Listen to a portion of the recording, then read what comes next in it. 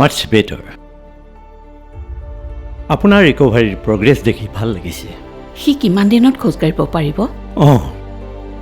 মই অৰ্থপেডিক্সৰ ডক্টৰ নহয়, মই নিউৰ' চাৰ্জনহে। হয়। কিন্তু তেওঁৰ প্ৰগ্ৰেছ দেখি এনেকুৱা লাগিছে অতি সোনকালেই তেওঁ খোজকাঢ়িব পাৰিব।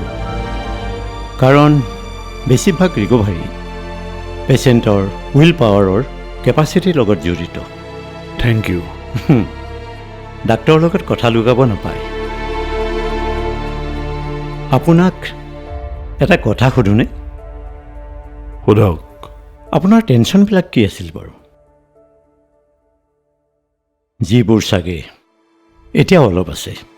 নাই, অফিচিয়েল। মোৰ বোধেৰে নহয়, কেৱল অফিচৰ টেনশ্যনেই নাছিল, সম্ভৱ কিছু ঘৰুৱা টেনশ্যনে আপোনাক জুৰুলা কৰিছে আৰু দুয়োফালৰ পৰা প্ৰেছাৰ পাই আপোনাৰ ৰিকভাৰীও ষ্টেবল হৈ গৈছে। এতিয়া চাগে কোনোবা এটা টেনশ্যন কমিছে, নহয় জানো?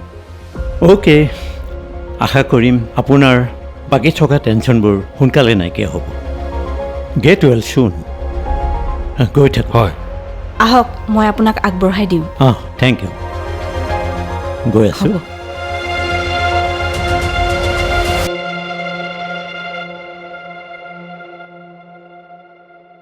অফিচৰ টেনশ্যন বাৰু ঠিক হ'ল, কিন্তু তোৰ ঘৰুৱা কি টেনশ্যন আছে? ডাক্তৰে ঠিকেই কৈছেনে? মোৰ কেইটামান টেনশ্যন আছে। মানে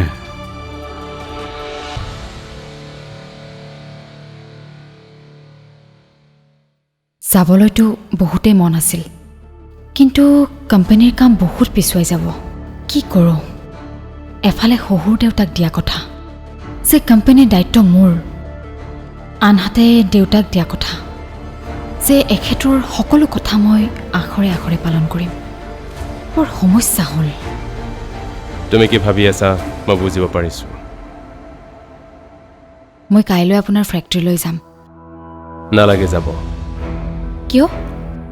আপুনি দেখোন কৈছিলে যাব লাগিব বুলি। কোম্পানীৰ ইমান কাম ক্ষতি কৰি তোমাক মই কেতিয়াও নিনিওঁ, আৰু নিলে দেউতাই কি ভাবিব যে মই কোম্পানীৰ কাম ক্ষতি কৰিব বিচাৰিছোঁ আৰু তোমাৰ সফলতা মোৰ সহ্য হোৱা নাই। তেনেহ'লে আপুনি কিয় কৈছিল? ভুল কৈছিলোঁ। কথাটো মই এতিয়াই উপলব্ধি কৰিছোঁ।